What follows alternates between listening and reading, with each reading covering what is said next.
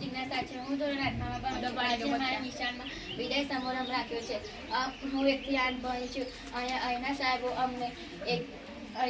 અમને ખૂબ ભણાવે અને હું તોડ્યા જઈશું. અમને સાહેબોનું ભણાવેલ અને પ્રેમ ભાવ અમને ખૂબ સાંભળે.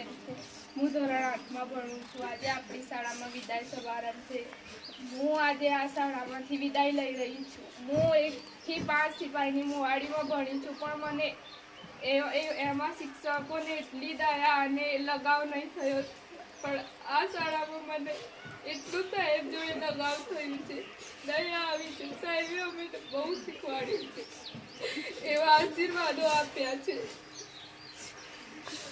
હું ધોરણ 8માં ભણું છું. આજે આ શાળામાંથી વિદાય લેવાની તે મને ખૂબ દુઃખ થાય છે, પણ બીજી નિશાળમાં અહીંના શિક્ષકો જો લાડ કરવાના કે ત્યાં કરવાના બીજું કોઈ તે શાળામાં શિક્ષકો નહીં મળે અને અહીંના જો અમારા માતા પિતા બનીને અમારો ખ્યાલ રાખે એવા શિક્ષકો તેને મળે તેમને ખૂબ દુઃખ થશે.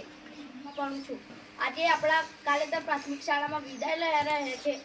મને ખૂબ દુઃખ છે કે અમે અહીંથી તોરણા જવાના છે, પરંતુ અમને અહીંથી મધ્યાહન ભોજન નહીં મળે, ત્યાંથી જેવા ત્યાં શિક્ષકો નહીં મળે, ત્યાં અમને કોઈ લાડ નહીં કરે. અહીંના જેવા શિક્ષકો ત્યાં નથી, તે માટે ધોરણ 8માં ભણું છું.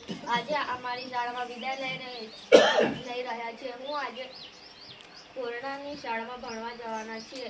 તો હું 1 થી 8 ભણી છું અને અહીંયા અમારા શિક્ષકોએ અમારા માતા પિતા જેવા સદગુણોનો ભાવ રાખ્યો છે, જેથી અમને માતા પિતા જેવું રાખ્યું છે. અમે અહીંયા રહેલા 1 થી 8ના બાળકો પણ અમને ખૂબ યાદ આવશે. અમને માતા પિતા જેવા ગુણો આપ્યા અને અમને શિખામણ આપી, તે અમને જિંદગીભર યાદ રહેશે. મારું નામ નિમિષા છે. હું ધોરણ 8માં ભણું છું. આજે અમારી શાળામાં વિદાય સમારંભ રાખ્યો છે અને અમે બધા ધોરણ 8ના બાળકો વિદાય લઈશું.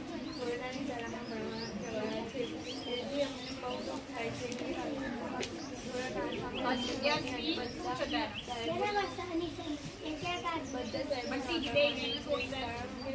બધા સાહેબે અમને પ્રેમ અને ખૂબ જ સરળ રીતે અમારી સાથે પ્રેમ જેમ રહીને અમને ભણ્યું છે.